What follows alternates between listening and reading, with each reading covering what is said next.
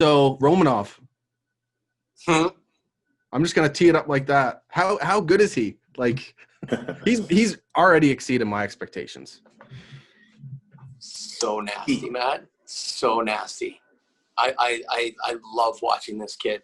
He exudes this confidence in his first two NHL games. He's got like this confidence about him, and he is playing like he's a wrecking ball, but he's playing so smart at the same time as well too.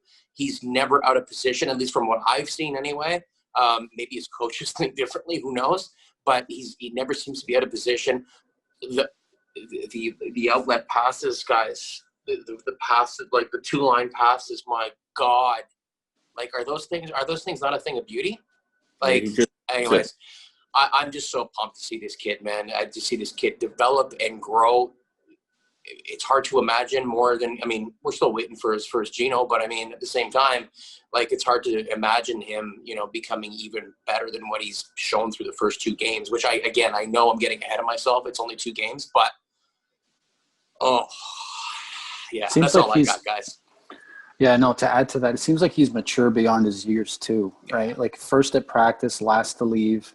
It just seems to be all in. He was, when he joined the team during the series against the Penguins, understandably he couldn't leave his room for a period, but he was frustrated. He kept talking about how he just wanted to start practicing, and just he's all in. And I remember saying a while back that maybe the Habs should bring back a guy like Kovalchuk to kind of, keep Romanov company, or maybe have him live with him, or like, I don't know what Romanov's situation is, right? I mean, I honestly don't know, but it doesn't seem like he needs any kind of real assistance. I'm sure he's well surrounded. I'm sure the Habs are looking out for him, but just that alone, I mean, how young is this guy? And none of the trap. I mean, it's easier now because literally everything's shut down in the city of Montreal, and they're on the road and they're traveling, and it's a shortened season, so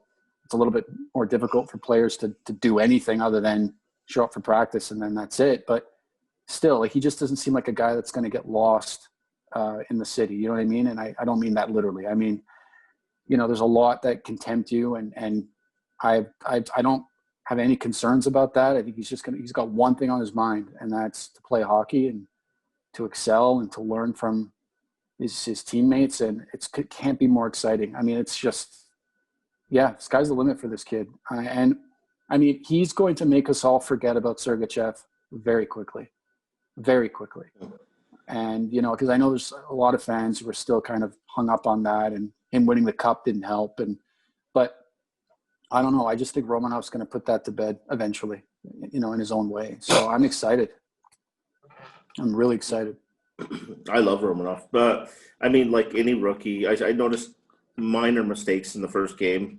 Not that I'm shitting on him or anything like that, but, I mean, Joel Edmondson made minor mistakes in the first game, as did Jeff Petrie and everybody. But at the same time, he looks like a seasoned NHLer. Like, it's quite remarkable to see somebody at such a young age perform the way he is, and he's no different than the next guy. I mean, he looks like he's been playing in the NHL for a few years, which is shocking.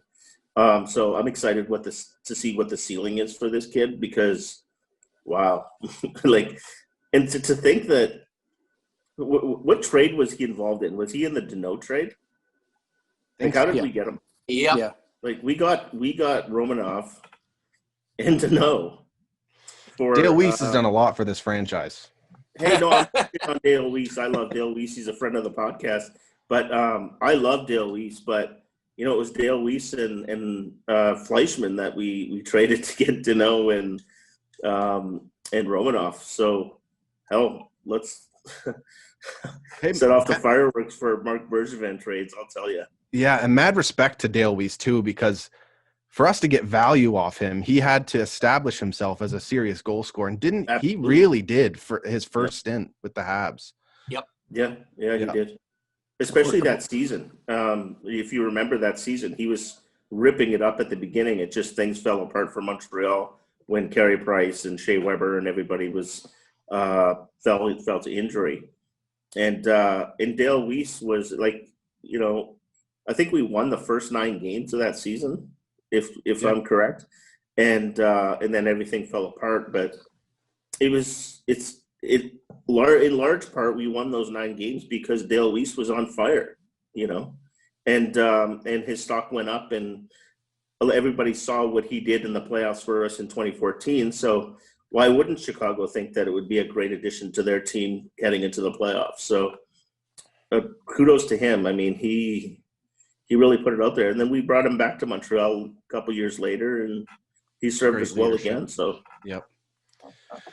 But yeah, I'm glad you bring up the mistakes from Romanov too in game 1, and it's just little things, but that's important. Like, it's not going to be a perfect ride for him first year, as good as he is. There's definitely going to be some moments, maybe some like game deciding moments that people got to be ready for. But outside of that, yeah, it's fun to see him play. There's this thing he does, and I got nervous when he did it the first time, and I don't know if it was game 1 or 2, but when he.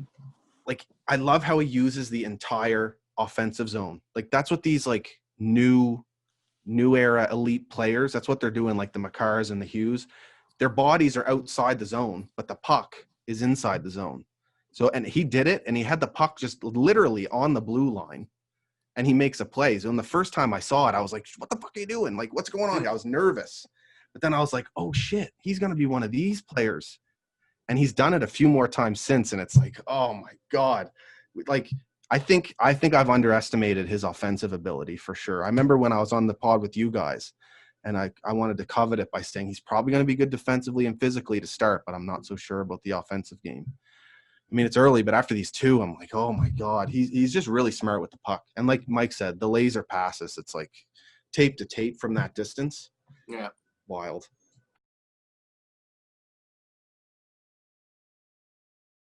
That clip was from my sit down with the boys from the From Failing Hands podcast.